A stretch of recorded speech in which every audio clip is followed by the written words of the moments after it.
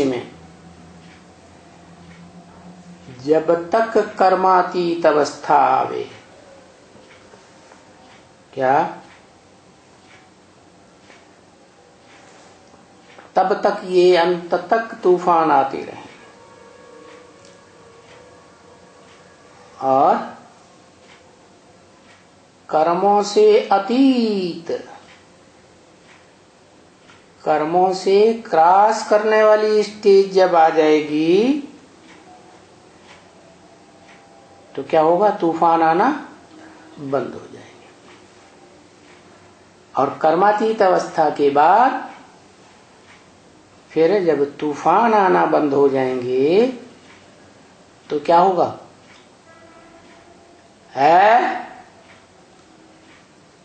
तुम बच्चे अतीन्द्रिय सुख का अनुभव करते रहेंगे।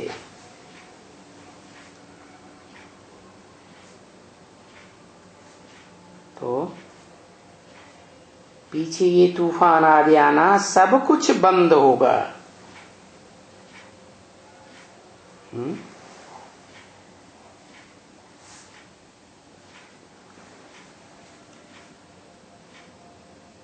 पीछे ये भी नहीं होगा, है ना?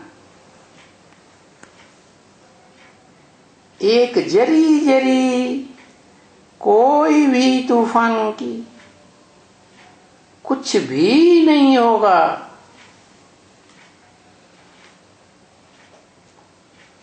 थोड़ा सा अंश मात्र भी कोई तूफान नहीं आवेगा।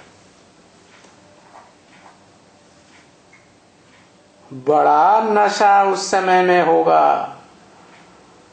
अतीन्द्रिय सुख का।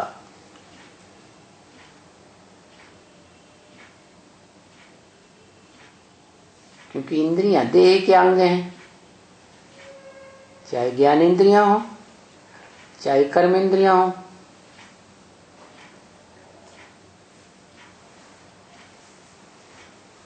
जो देह की इंद्रियों का, 10 इंद्रियों का स्वामी है मन, मन रूपी घोड़ा कहो, मन रूपी बैल कहो, वो तो पूरा कंट्रोल में आ जाता है। तो मन जब पूरा कंट्रोल में आ जाता है, आत्माओं के कंट्रोल में, तो इंद्रियां भी वशीभूत हो जाती हैं, मन भी वशीभूत हो जाता है। चित्त के वशीभूत होने से फिर अतीन्द्रिय सुख का अनुभव होता है वाइब्रेशन के आधार पर। क्या सुख कोई ज्ञानेंद्रियों का नहीं, सुख कोई कर्मेंद्रियों का नहीं, सभी इंद्रियों से परे अतीन्द्रिय सुख, आत्मिक सुख। अरे उस समय तुमको तो साक्षात्कार, बस यहां बैठे बैठे भी तुम अपनी राजधानी भी देख सकेंगे। क्या कहा? कहां बैठे बैठे? माउंट आबू में तपस्या करते करते भी, आत्मिक स्थिति में बैठे बैठे भी तुम अपनी दिल्ली राजधानी देख सकेंगे। वो तुम्हारी ऐसी अवस्था आ जाएगी कि तुमको कोई शरीर लेकर, स्थूल या सूक्ष्म शरीर लेकर राजधानी देखने जाने की जरूरत नहीं। दूर बैठे बैठे सब कुछ देखते रहे।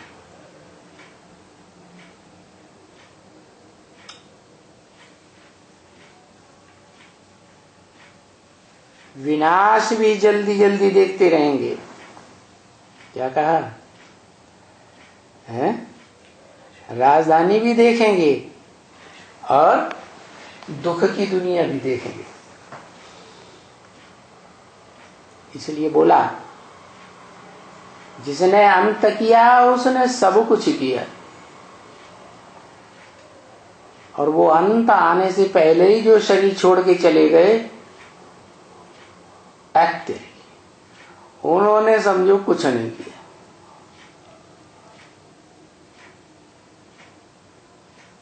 बहुत अच्छी अच्छी सीनरी देखेंगे। क्या? जैसे तुलसीदास ने लिखा है, भूतल देखें शैल बन भूतल भूर निधान। क्या? इस पृथ्वी पर जो भी प्रकृति की छटा है,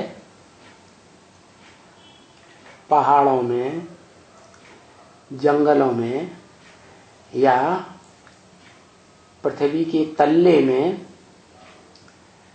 जहां जहां भी भूरि निधान अर्थात बड़े बड़े भंडार भरे पड़े हैं सोने चांदी हीरे जवाहरातों के,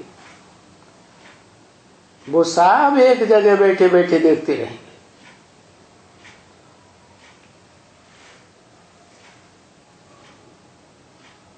ये बात तुलसीदास ने लिखी। तुलसीदास की आत्मा कौन? वही मनुष्य सृष्टि का बीज, जिसके लिए ब्रह्म वाक्य मुरली में बोला कि अपने अपने शास्त्रों में अपनी कथा कहानियां लिख दी, तो उसने सबसे जास्ती अनुभव किया है तो लिख भी दिया।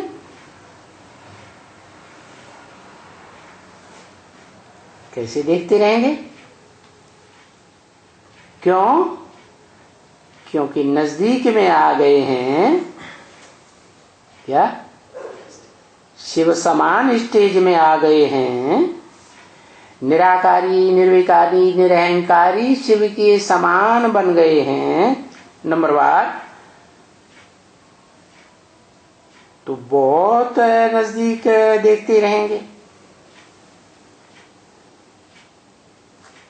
जैसे जैसे कि हम अभी प्रवेश करते हैं,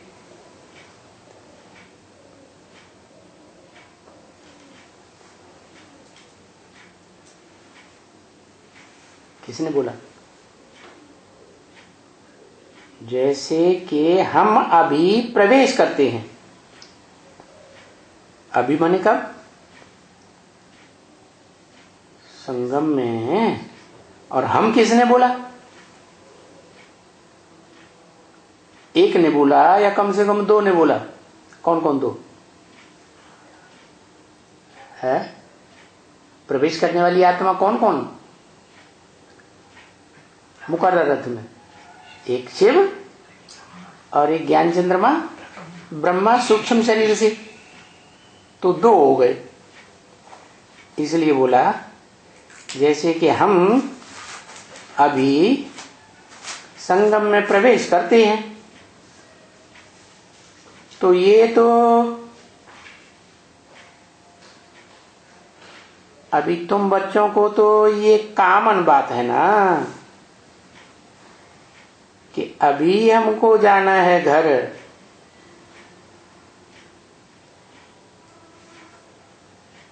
घर जाना है बाप के घर में, तो नजदीक हो जाएंगे कि दूर हो जाएंगे? बाप के नजदीक हो जाएंगे। तो ये तो निश्चय है ना बच्ची कि हम बाप के नजदीक पहुंच जाएंगे। तो जितने नजदीक पहुंच जाएंगे उतना एक ही स्थान पर बैठे बैठे सारी दुनिया का सब कुछ देखते रहेंगे। बड़ा मजा आएगा। अच्छे से अच्छा भी देखते रहेंगे और बुरे से बुरा भी देखेंगे। रौरव नरक की दुनिया के बीच स्वर्ग की दुनिया भी देखते रहेंगे। जो नरक के बीच स्वर्ग की दुनिया भगवान बाप आकर स्थापन करते हैं।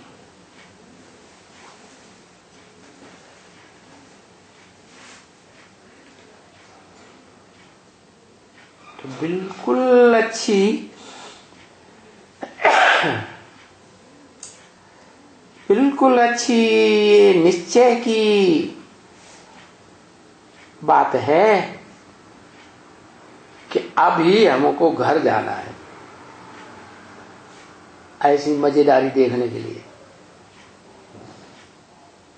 क्योंकि टीवी में तो फिर भी लिमिटेड देख पाते हैं।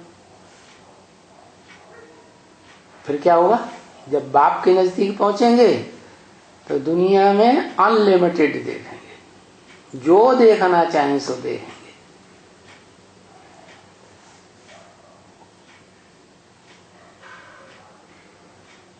तो दूसरा तो कोई भी मनुष्य को मालूम नहीं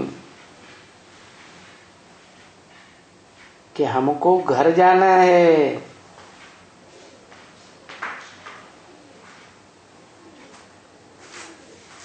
दूसरे धर्म के मनुष्य तो ज्ञान में ही नहीं आए हैं, अभी ईश्वरीय ज्ञान को जाना ही नहीं है, तो उनको कहां से मालूम होगा।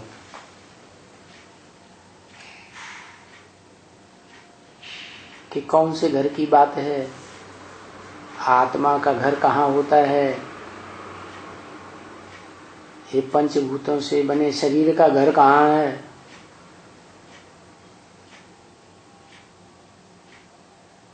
जड़ शरीर थोड़े ही परम धाम चला जाएगा आत्मलोक में। बाबा आए हैं हमको ले जाने के लिए। हमको माने किनको, आत्माओं को, आत्मा रूपी बच्चों को आत्माओं का बाप सुप्रीम सोल आए हैं, और हम आत्मिक स्थिति में हो स्थिर होकर के बाप के नजदीक जाने की प्रैक्टिस कर रहे हैं। इसलिए बाबा कहते हैं जब भी कोई होवे पहले पहले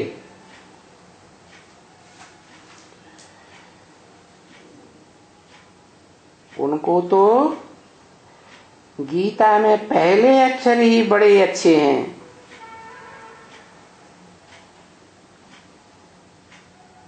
क्या है? मन मना भव माम एकम नमस्कुरु, माम एकम याद करो। क्या कोई भी समझने के लिए आते हैं तो पहले ये समझाओ, क्या ये मन मना भव क्या है, अर्थ क्या है, किसने बोला।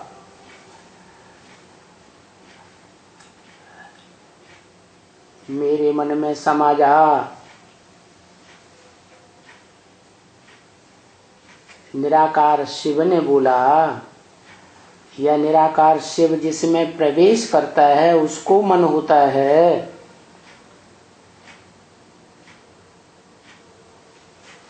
निराकार शिव को तो मन होता ही नहीं, वो तो त्रिकालदर्शी पहले से ही है, उसको सोच विचार करने की क्या दरकार। तो वो ऊंचे थे ऊंचा भगवंत कोई सोच विचार नहीं करता, उनको मन है ही नहीं। वो जिसमें प्रवेश करता है, किसमें प्रवेश करता है, उसी में प्रवेश करता है जिस एकमात्र देवता का नाम शिव के साथ जोड़ा जाता है। शिव के साथ किसका नाम जोड़ा जाता है? शिव शंकर कहते हैं। 33 करोड़ देवताओं में से किसी का नाम, राक्षसों में भी किसी का नाम, या मनुष्यों में भी किसी का नाम नहीं जोड़ा जाता। तो जिसमें प्रवेश करते हैं रथ में, शरीर रूपी रथ में, वो कहता है क्या, मन मना भव, मेरे मन में समा जा।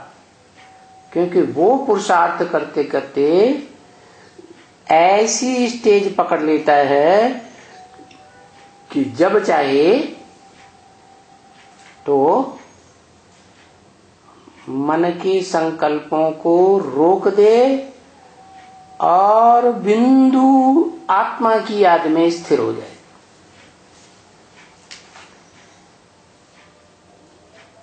जो ब्रह्म वाक्य है, 1 सेकंड में निराकारी ज्योति बिंदु, 1 सेकंड में मनन चिंतन मंथन की आकारी स्टेज, 1 सेकंड में साकारी कर्म इंद्रियों से कर्म करने की स्टेज।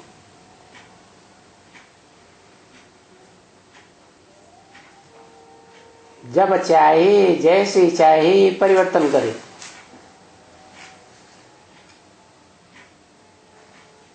तो जो ऐसी स्टेज प्राप्त कर लेता है, निसंकल्प स्टेज, वो संपूर्ण योगी हो गया। इसलिए गीता में भी लिखा है, मनुष्यों की गीता में भी लिखा है, नहीं संकल्प नहीं संन्यस्त संकल्पो योगी भवति कंचन।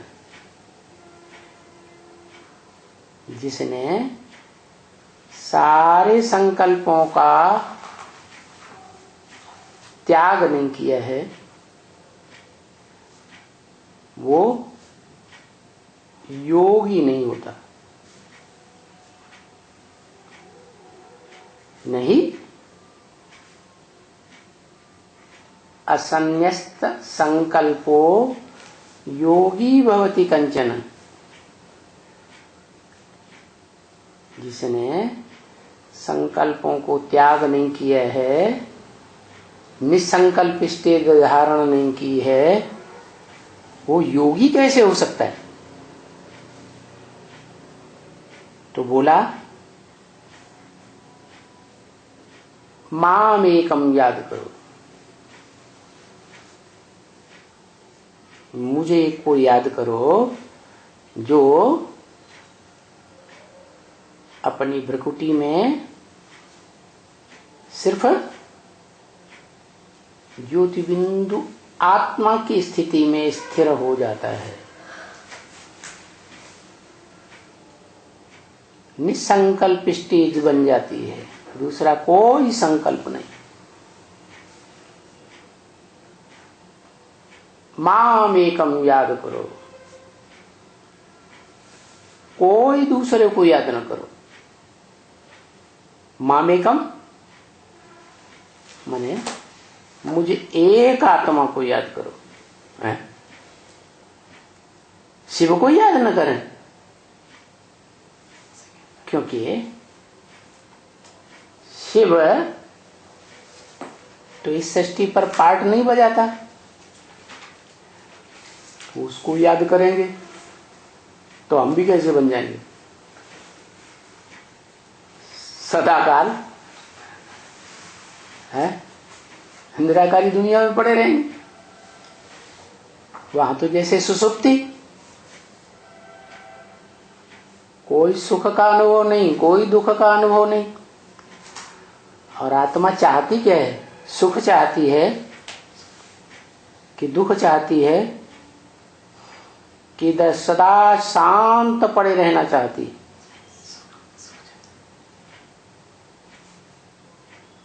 बहुत दुख होता है, बुखार आता है, नस नस टूटती है तो अशांति हो जाती है। तो अशांति में रहना कोई पसंद नहीं करता। फिर बुखार उतर जाता है, शरीर में शांति अनुभव होती है। तो फिर क्या शांति में ही पड़ा रहे? रसगुल्ला फसगुल्ला खाने की दिल नहीं होगी? खाने पीने की कुछ दिल होगी कि नहीं? क्या अनुभव कहता है? खाने पीने की दिल होगी, सुख भोगने की इंद्रियों से दिल होगी। तो सब सुख चाहते हैं। तो बोला कैसी चीज पकड़नी है? मामेकम।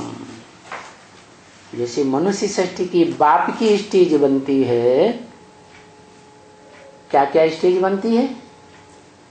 आत्मा शांत स्वरूप और आत्मा सुख स्वरूप है, मनन चिंतन मंथन में मस्त रहती है।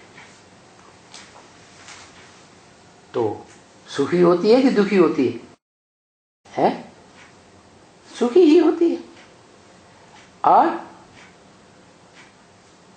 वो बाप का स्वरूप है, सारी मनुष्य सृष्टि का बाप। इसलिए ब्रह्मवाक्य की मुरली में है, बाप को याद करो। कौन से बाप को? मनुष्य सृष्टि के बाप को याद करो, जो शिव बाप के समान निराकारी ज्योति बिंदु बन चुका, उसको याद करो। और बाप के घर को याद करो। वो आत्मा ज्योति बिंदु मनुष्य सृष्टि, मनुष्य आत्माओं का बाप भ्रकुटी के मध्य में है ना, तो वो घर हुआ ना, है भरी पूरी कुटी उसका अपना कमरा हुआ ना। वो कमरा घर में है ना, तो वो शरीर रूपी घर याद करो। बाप को याद करो, घर को याद करो, और स्वर्ग को याद करो, सुख की दुनिया को याद करो। उस बाप में ही स्वर्ग समाया हुआ है, शांति धाम भी समाया हुआ है, सुख धाम भी समाया हुआ है। बाबा हम कहते हैं, जो सबका बाबा शिव है। क्या कहा?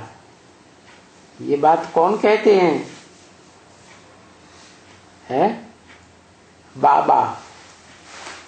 हम कहते हैं, हम माने कौन? बाबा हम कहते हैं, जो सबका बाबा शिव है। सबका किसका है? सबका माने 500 करोड़ का बाबा। बाबा माने बापों का बाप। ग्रेट फादर्स हैं, धर्म पिता हैं, और उन धर्म पिताओं का भी बाप, ग्रैंडफादर। तो निराकार आत्मा शिव ग्रैंडफादर है, ग्रैंडफादर है, या वो जिसमें प्रवेश करता है वो ग्रैंडफादर है? कौन है ग्रैंडफादर? निराकार आत्माओं का बाप शिव, वो तो सिर्फ फादर है, उसका कोई दूसरा संबंध नहीं बनता। हाँ, वो जिस शरीरधारी में मुकर्रर रूप से प्रवेश करता है, वो धर्म पिताओं का भी बाप है और सारी दुनिया का बाप है, इसलिए ग्रैंडफादर है। तो वो सबका बाबा है, और उसे शिव भी कहेंगे। शिव माने जैसा काम वैसा नाम। तो सारी मनुष्य सृष्टि का बाप है, तो कल्याणकारी है या कल्याणकारी है? बाप तो कल्याणकारी ही होता है बच्चों का। तो बाबा शिव है, आत्माओं के बाप की बात नहीं। वो बाबा नहीं है, वो क्या है? आत्माओं का बाप है, सिर्फ बाप। उसका कोई दूसरा संबंध बनता ही नहीं। हम कृष्ण को बाबा नहीं कहते हैं। क्या कहा है?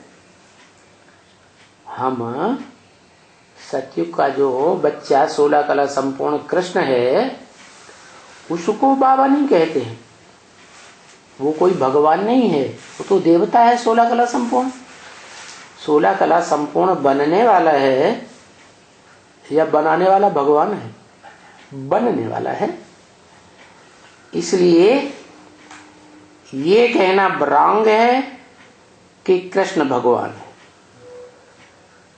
क्या?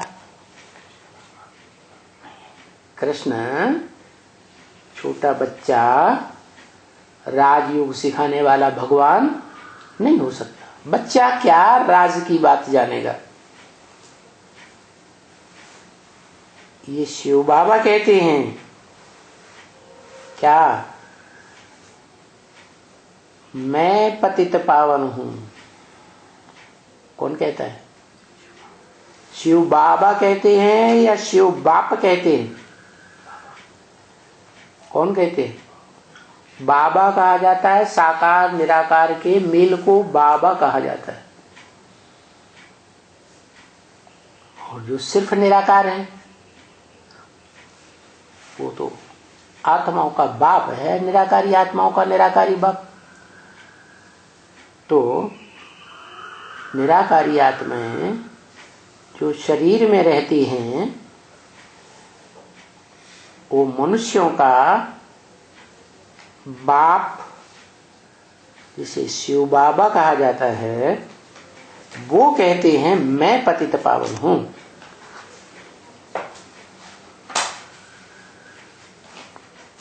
कृष्ण को कोई पतित पावन कहते ही नहीं है। क्या कृष्ण को दूसरे धर्म वाले पतित पावन मानते हैं? मानते ही नहीं। भारतवासी भी निराकार को भगवान मानते हैं, निराकार साकार दोनों को भगवान मानते हैं, या सिर्फ साकार कृष्ण को भगवान मानते हैं? साकार कृष्ण को तो सिर्फ कृष्ण के पुजारी ही मानते हैं। तो ये अक्षर उनको चिभेगा। किनको? जो कृष्ण को गीता का भगवान मानते हैं, उनको ये बात बहुत चुभ जाएगी। क्या? अरे हमारा कृष्ण बच्चा कहते हैं भगवान नहीं। यानी जो गीता वाला होगा, गीता ज्ञान लेने वाला होगा, उनको तो फट से चुभेगा एकदम, धक से तीखा तीर लगेगा।